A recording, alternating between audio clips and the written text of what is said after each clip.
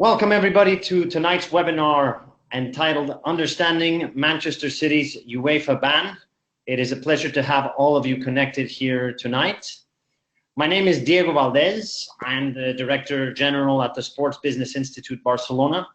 And what we do is we specialize in providing training for those that want to start or advance a career in the business side of sports, particularly in football. We have a number of executive programs that we run both in Barcelona and online. And from time to time, we run these webinars where we invite experts to provide insight on relevant subjects related to the business side of sport. Tonight, it is our great pleasure to have Toni Roca. Toni is a football lawyer. He's got over 15 years experience advising clubs, agents, players, federations. And his areas of expertise include the negotiation of transfer contracts, dispute resolutions before bodies such as FIFA and CAS. As well, he's an expert in areas such as financial fair play, sponsorship contracts, image rights, etc. So, Toni, it's a pleasure to have you here. Welcome.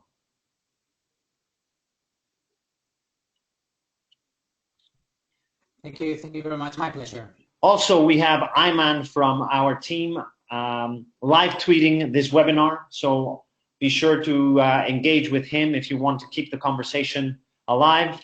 Our handle is SBI_Barcelona. So the way we're going to work tonight is we're going to have a conversation with Toni. We have a few questions that we've prepared for him, but then we're going to open the floor so that you can ask your questions. This, as I mentioned before, before we got started and began the recording, this is a subject that is very relevant, that is very current, and what we want you to have is all the facts, all of the information, so you are aware and take away valuable insights and understand what is happening with this very current issue. So that said, let's begin the conversation, Toni. And one of the things that a lot of people wonder, obviously this has been in the news, it's been in the media for the past number of days since it was announced by UEFA. But perhaps we can start the conversation by you telling us, why have Manchester City been banned by UEFA? What are the reasons behind the ban? I was saying that the press, what we have is only the press release from UEFA. So basically, what UEFA is saying is that Manchester United clearly breached the financial fair play rules by for two reasons. First of all, by overstating the sponsorship revenues. So basically what they're saying is that Manchester City could the books. And secondly, because of Manchester City's lack of operation in the investigation. So these are the two main reasons why UEFA has sanctioned Manchester City.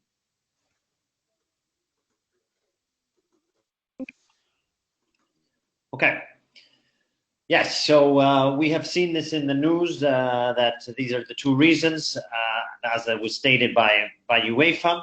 Now, one of the things that has been mentioned in the media, and one of the reasons that the ban has been in place is because Manchester City allegedly overstated its sponsorship revenues.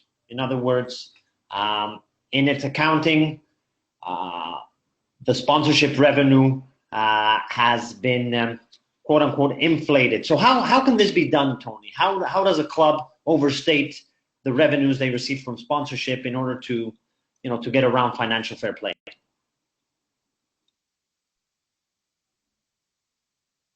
Well, the news we have is basically from this is important from football leagues, and what allegedly Manchester City would have done, to put an example, is like for the Etihad sponsorship, let's say that Manchester City declared revenues for an amount of 60 million euros, then the truth, or so Football League says, is that only 10 of those million would come from Etihad, from the sponsor, and the remaining 50 would really come from the president or the state of Abu Dhabi. So this is how or why UEFA is saying that the sponsorship are inflated. And just on that note, what sort of advantage could the club gain from this? Because obviously we hear the president of La Liga, Javier Tebas, has been quite critical, mentioning that these are state-backed clubs. If we talk of clubs such as Man City, or we could also bring in PSG into the conversation. But can you tell us what sort of advantage this could play in favor of Man City by doing so? Well, let's go a little bit back to when financial fair play was established. The idea of financial fair play regulations was to prevent professional football clubs spending more than they earn in the pursuit of success, and in doing so get it into financial problems which might threaten their long-term survival. So in those days, we had many clubs going bankrupt or going into insolvency procedures. So let's have clear that the main aim of FFP was to reduce club losses. Okay, so the basic idea of FFP is that clubs cannot spend more money than they earn, and that they need to reach a break-even in their account. So the idea finally is that clubs can only spend as much as they make as revenues. So in that equation, if Manchester City says that they are receiving more money for sponsors than they really are, and taking back the example of Etihad, that would have meant that Manchester City had 50 million euros that could have spent in transfer fees or in players' salaries, that if they didn't have breached FFP rules, they couldn't have wasted. So this is a clear advantage for Manchester City against clubs that do not have that petrostate. Right. Yes, very interesting. Now, of course, the next step is Manchester City will have a limited time to appeal in order to, submit their appeal to the Court of Arbitration for Sport, the CAS. So what is the process? What's next now that this ban has been imposed? Next. So Manchester City has 10 days to appeal the decision from the adjudicatory chamber, and then the CAS procedure starts, okay? And from that point, we have two options. One is that Manchester City asks, or all the parties agree for an expedite procedure. This is kind of an urgent procedure so that we may have a decision very quickly. And the other one is that a normal procedure takes place, but in that case, Manchester City should ask for a request for interim measures, which means they should ask for the stay of the execution of the sanction. Okay? In that case, if together with the appeal, Manchester City requests the suspension of the sanction, then CAS has to forward that petition to UEFA, who then has 10 days to put their argument, and then the panel has to decide about the provisionary measures. Okay? So we could have a decision on the provisionary measures in maybe 1 month, 1 month and a half. Okay, so there are two options. Either there is the express procedure or the normal procedure, but with the request for interim measures. And in your point of view, Toni, what do you think will happen? Will this be expedited, or what do you think will be the process? I mean, of course, for UEFA and for the other English clubs that may have interest in the outcome of this procedure, basically the fifth club in current Premier League, because let's have in mind that if the suspension is upheld, then the current club who's in fifth position will get access to Champions League next year. So, of course, for me, it is clear that UEFA is interested in an expedite procedure together with the other clubs involved or that have interest. And my doubt is about Manchester City procedural strategy, because I think they are also interested into knowing or into having a final decision as soon as possible, because they have many issues on the table, like the players' contract, sponsorship agreement, and so on. They need to know if they're going to be in the Champions League, if they can count with those revenues for next year. But on the other hand, Manchester City could somehow try to assure that they stay at least in next year's Champions League and request for that interim measures, so that if the decision is finally upheld and Manchester City is sanctioned with 2 years, then at least they will have 1 more year to prepare for that sanction. The danger here, or the risk in doing that strategy, is that when you request for interim measures, it is not 100% granted that you will get a positive answer from CAS. So if Manchester City requested that provisional measures and CAS decided that they don't want to grant it, that they don't grant the suspension, then Manchester City, throughout the whole term that the CAS arbitration is going on, it would be currently suspended. So even if Manchester City decides to go for a normal procedure, maybe we could have a decision before July 15th, which is probably the end date to know whether Manchester City or the 5th club in the Premier can access to next year's Champions League. So I don't know. I mean, Manchester City has a risk in asking for those provisional measures, because if they don't grant them, if CAS doesn't grant them, then it will be banned for participating into next year edition of UEFA Champions League.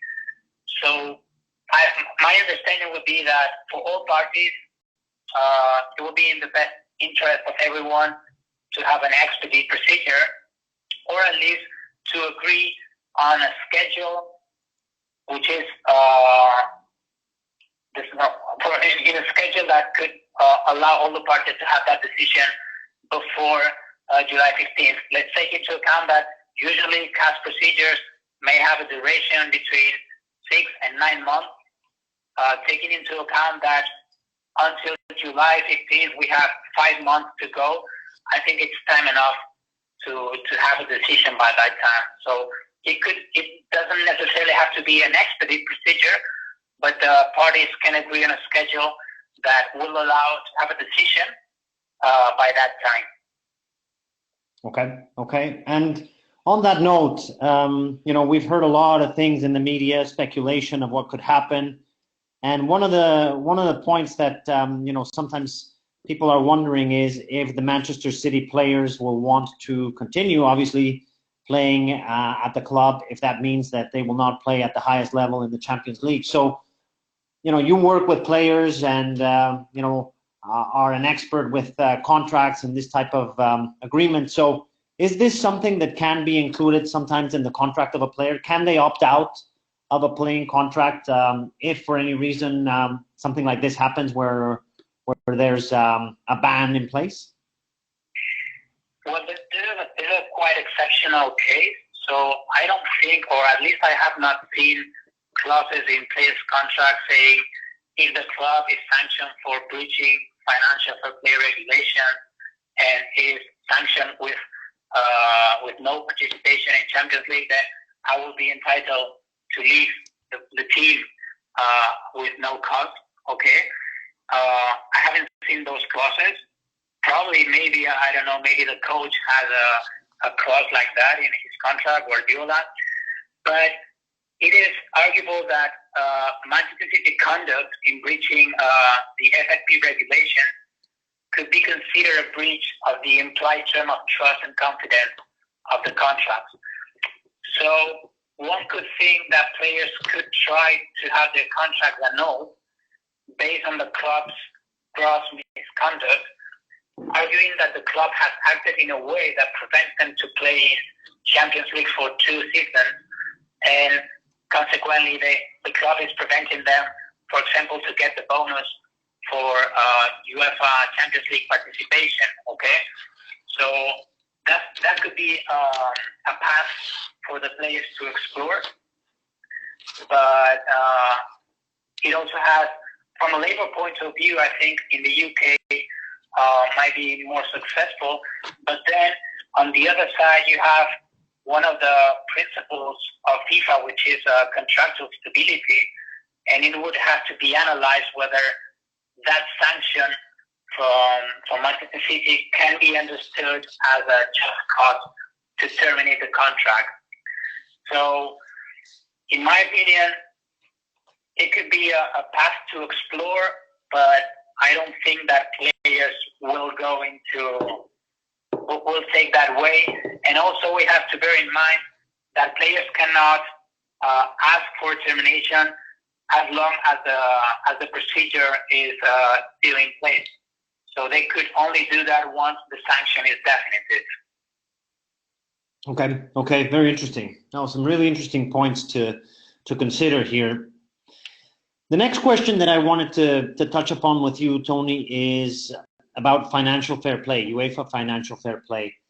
And I wanted to get your thoughts as to whether you think this is a well-designed system, because of course now a lot of people in Manchester, those Manchester City supporters, and many people, particularly in England, they are arguing that in any other type of sector, it's perfectly normal that the ownership group injects money to their company, and why is this system in place that in the argument on the other side could be said that is preventing smaller clubs from competing from those established that have been generating more revenues and creating a wider gap between those that have more revenues and those that don't. So what do you think about the financial fair play system and those views that sometimes oppose it from those clubs that feel that they are being stopped from growing and competing with the well-established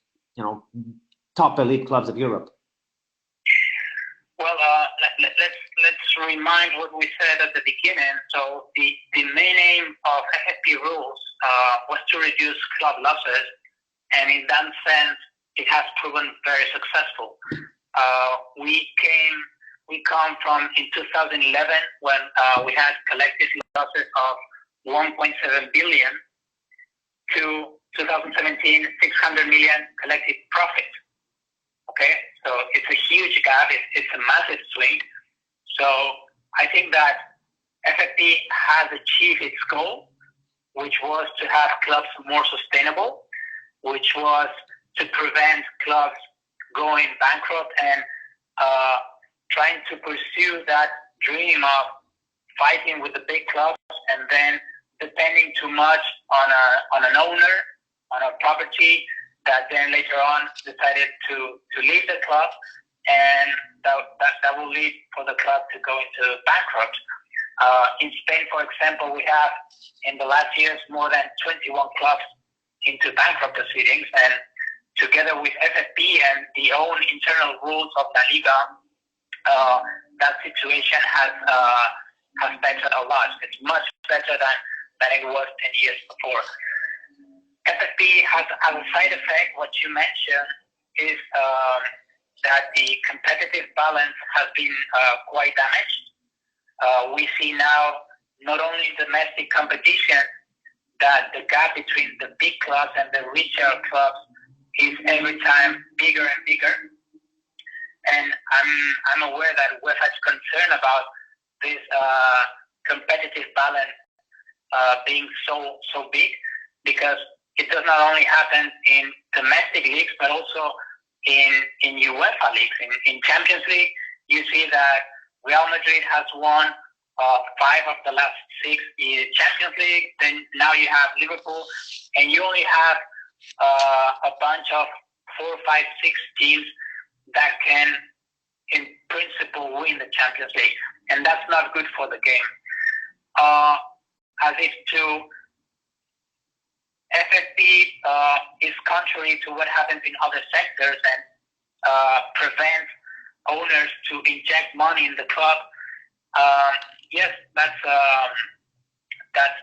true what you say, but I think that the objective and the goal searched by UEFA with these regulations is higher than a particular club or particular owner wanting to be on the big leagues, you know, or fighting the big team.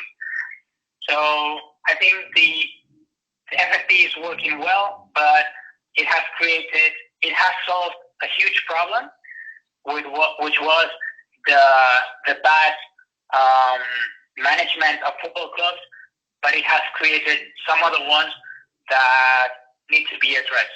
And for me, especially now, this deficit into the competitive balance is the most problematic one. Okay. Yeah, no, very interesting because the numbers that you provided us as to what financial fair play has done, you know, we can see the impact, but at the same time, there is that competitive balance that it is important to make sure that it does remain in order for the leagues to, you know, to remain competitive. So before turning it over to our audience, what's next for Manchester City? Obviously, we've talked about the cast, we've talked about the appeal, but what could this represent in the long run if they are in fact, you know, penalized and it's upheld? You know, what could this mean as far as sponsorship revenue that is lost, as far as potential, you know, as we talked about before, maybe players that are not, you know, as attracted to sign for the club if they will not play Champions League for the next couple of years? And could this, in fact, be a downward spiral for Man City if it does happen to be upheld? What do you think is going to happen in the long run? Well, if the sanction is finally upheld, the impact is massive for Manchester City. I mean, it's not only that they would have to face a penalty of 30 million euros, but it's the revenues that they will not receive from participating into Champions League, the prize pool. So basically, we can, in gross figures, if we make a calculation, could be very easily speaking about 150 to 100 million euros of losses compared to current situation. That would, of course, mean that those revenues could not be spent by Manchester City into transfers and into the current players. The Manchester City would not be able to maintain its current squad. It will, of course, it will be obliged to sell players to make that to meet those break-even regulations. Because let's have in mind that this sanction comes from the period 2012-2016, but Manchester City still needs to meet those FFP regulations, and it has to meet that break-even every year. The regulations allow to have a maximum of up to 30 million losses during a 3-year period, but those 30 million is only the sanction from UEFA. So then you have the losses of sponsorships, which can be very big, and the most notable damage is the loss of the revenues, TV revenues and prize pool of participating in the Champions League. So this would have a huge impact in the short term, but also in the long term. Okay, very interesting. At this point, what we're going to do is we're going to turn it over for your questions. So I see that a few of you have already started writing a couple of questions. So take time to write the questions that you want to ask Toni, because we've talked about different subjects right now. But if you have any particular questions or additional points that you want to explore with Toni, now is the time to type them in the chat box. So go ahead and do that. And while we do that, I just want to briefly tell you that if you're interested in sports law, if you're interested in this type of subjects, we have a course on football player intermediation that's going to be starting soon. So if you're interested, just let us know. There's our email on screen. But in the interest of time, since we started a little bit late today, we'll dive in straight to your question. So I see that we have someone here by the name of DJM. So DJM says, Tony, that presumably the big four accounting firms that audited Manchester City accounts between 2012 and 2016, that if that money came from the UAE government, that no big firm, no consulting firm would have signed that off. And he goes on to say that that's similar to what Ferran Soriano came out and said in the statement today. So what are your thoughts on this? The fact that they claim that their accounts have been audited and approved and signed off. So where is this overestimation of the sponsorships? Well, I think that the audit companies didn't have access or didn't know. I mean, first of all, I'm speaking about assumptions. I didn't have access to any information, of course. The only information I have is from the press release of UEFA and from the current information that it's in the media. But supposedly what football leagues showed is that the money flow was, of course, for the accountants was good, but that the money really came from another source. And maybe, in my opinion, that's just a guess. The money that the accountants looked at really came everything from Etihad. If we put that the example of Etihad, but if we go and if we look a little bit deeper into how that operation was made, then one would see that the money didn't came 100% from Etihad, but that only a small piece of that sponsorship was really money from Etihad and not from the state of Abu Dhabi. So I'm not an expert in auditing, but of course, if the Big Four, or I don't know which company is auditing Manchester City account, I'm quite sure they didn't have all the information, because otherwise they would not have signed with conformity those accounts. Right. Okay, we have another question from Saksham. Saksham says, "Hi Tony, do you think that the CAS may tend to favor bodies like UEFA in case there is no clear evidence, or should benefit of the doubt be given to Man City?" Okay, can you repeat again, please? Yes. So Saksham asks if you think that the CAS normally will tend to favor UEFA in these types of cases, since there is no clear evidence, or should they give the benefit of the doubt to Manchester City? Well, we really don't know what's going to happen. So we have 3 different cases in the past where CAS have ruled completely different. So we have the case of Galatasaray, where they upheld the sanction.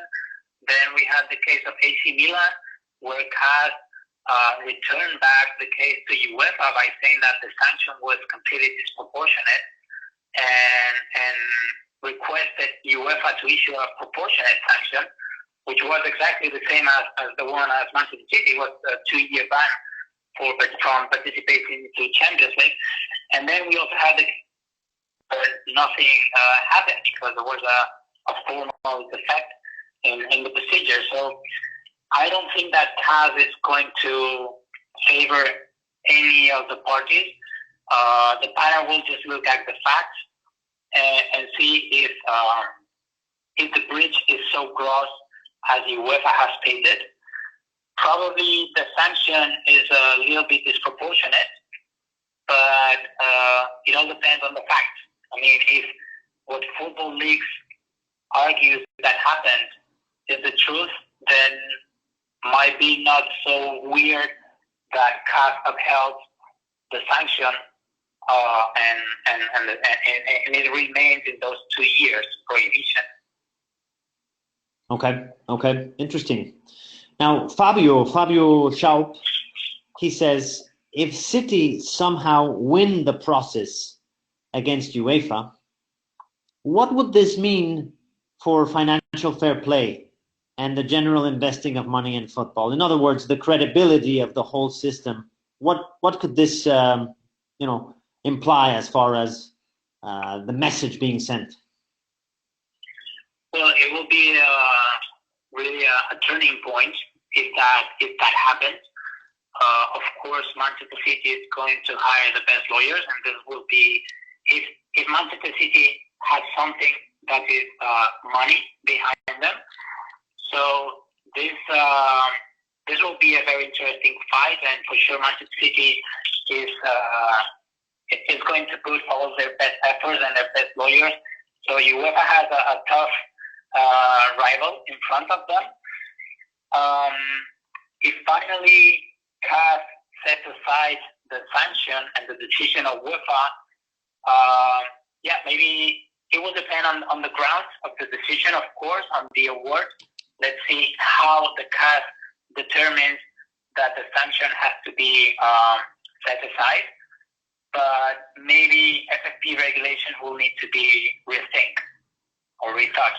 Sorry. Mm-hmm. Mm-hmm.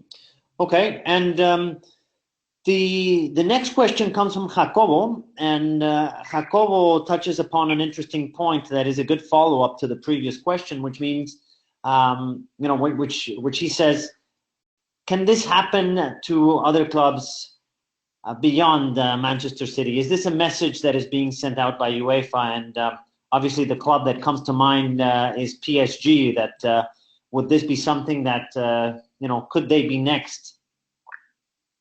Yeah, for sure. I mean, this case of Manchester City is not the first one.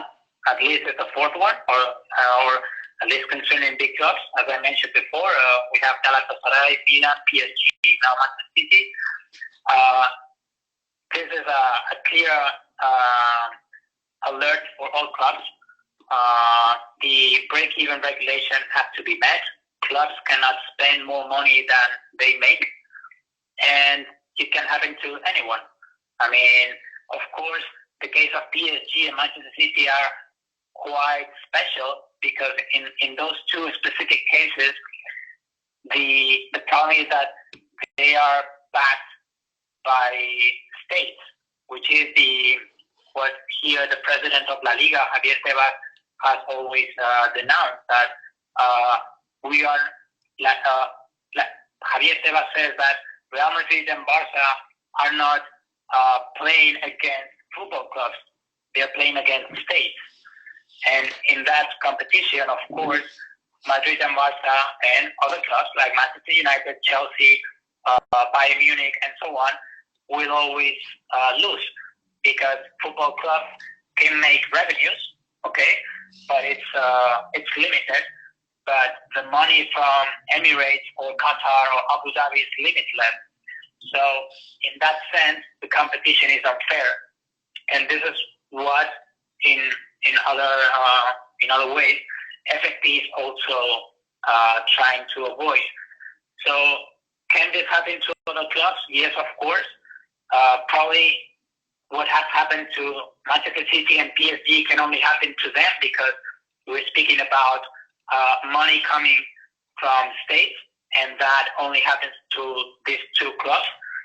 But if Real Madrid, Barca, or Juventus, or whoever team is, does not meet the FFP requirements as to the break-even solution, then of course it can happen to anyone. Right.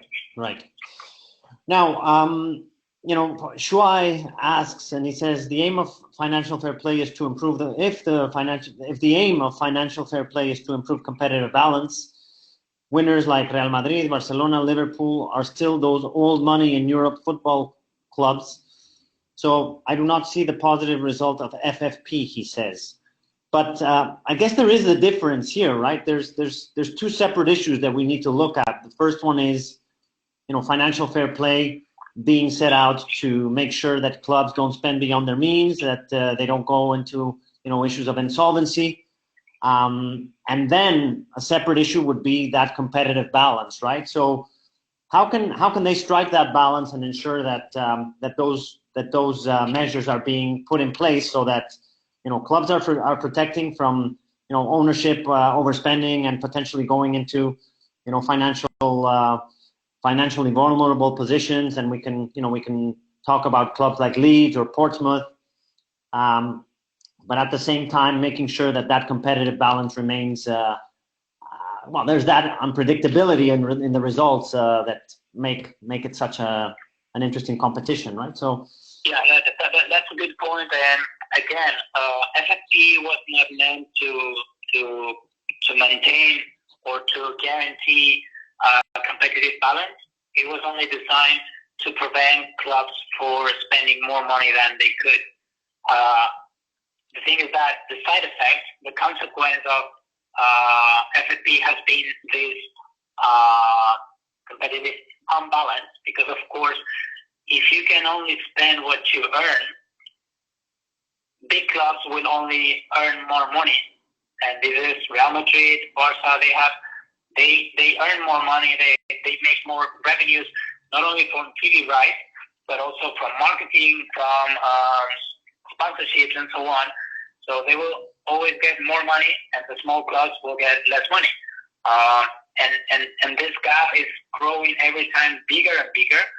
And I don't know how UEFA is going to address that. There are some ideas like salary caps or the issue of solidarity payments or an equal distribution of TV rights so that the smaller teams have more money. But in the end, always the big clubs will be bigger and the small will be smaller. I mean, this happens also in other sectors. You can see that Google is every time bigger and Amazon is bigger, and and Facebook, and you have huge companies, and that is quite similar to what's happening in football. In the end, people all around the world want to watch Real Madrid, Barca, Juve, Manchester City, Manchester United games, and they don't care about Real Mallorca or Portsmouth or Cesena. So I think this is a very difficult issue to tackle. It's a huge problem for UEFA and for domestic leagues as well. But I don't really have a good solution on that, and I'm sure that UEFA doesn't have either, because you also have the confrontation for the clubs itself. The big clubs will say, why do I have to share my revenues with other teams if I'm the one that is making them? So, and that's why we have those news about a super league between the top clubs in Europe that would definitely harm the domestic leagues. So it's not an easy issue, but unfortunately I don't have an answer to that, because if I had, I would be UEFA president for sure. Okay, thanks, Tony. Perhaps there's some time for one or two last questions, so feel free to type a question in the chat box. I see that Juan Huitron, Juan is from Florida, and his question is, first of all, he says, thank you for sharing your insight, Tony, but he goes on to say that Inter Miami and Qatar Airways are apparently looking to partner and sign a big sponsorship contract. So do you think, in your opinion, that this type of issues with Man City and Etihad and these type of state-backed organizations can damage potential relationships between these companies and football clubs in other deals? So, for example, the new deal that will apparently be signed with David Beckham's club in Miami. No, I don't really think so. I mean, unless it's something very gross that could harm the reputation of the sponsors or the clubs involved, I don't think that anyone trying to sign an agreement with Etihad would now reject that possibility. The thing is that the market has its own way of working, and all the clubs know how much is being paid for, a TV, a shirt sponsor, or a naming rights and so on. So if, for example, you have your shirt sponsor for Real Madrid is 50 million euros, and then Inter Miami sign one for 200 million euros, then all the alerts will go off, because that's not normal, because that's not market price. And this is what has happened. But I don't think that the fact that now FFP, or this Manchester City issue with FFP breaching the regulation, has to affect other teams signing sponsor agreement with those very same brands involved in the Manchester City issue. Okay, very interesting. Well, we're just about reaching the hour mark, so at this point we'll wrap up the session. We want to thank everybody that has joined tonight. We like to call it the SBI family, or the SBI global community, everybody that connects to our webinars, that does our programs, that engages with us. So we're really excited that you have come on to take an hour of your time to come and listen to an expert such as Toni. So thank you very much to all of you from around the world who connect. If you want to know more about what we do at SBI, there's our contact information. You can get in touch with myself, Emma from our team, Xavi from our team. Ayman is also live tweeting. So get in touch with us if you want anything that we can add value from our standpoint. Finally, at this point, Toni, thank you very much for your time, for your insight, your expertise. It's been a pleasure chatting with you and finding out more about this case that we're all eagerly awaiting to see how it will unfold. Thanks to you. Thanks for the invitation. And again, my most sincere apologies for the problems with the audio and the video. I as you said, it worked fine yesterday. I don't know why it didn't work out today. I really hope that the people attending the webinar could have hear me well. And that all the information has been duly sent to you. And again, sorry for that, but I hope you enjoyed the webinar as much as I did. And for me, it was a huge pleasure to be here. Thank you, Toni. We really took a lot away from tonight, and this just gives us another opportunity to have the next webinar with you, so that we can have you on the camera, on the sound, which I'm sure we will do so at some point. So thanks again for taking the time to speak with us. Thanks to you. Bye-bye. Bye, everybody.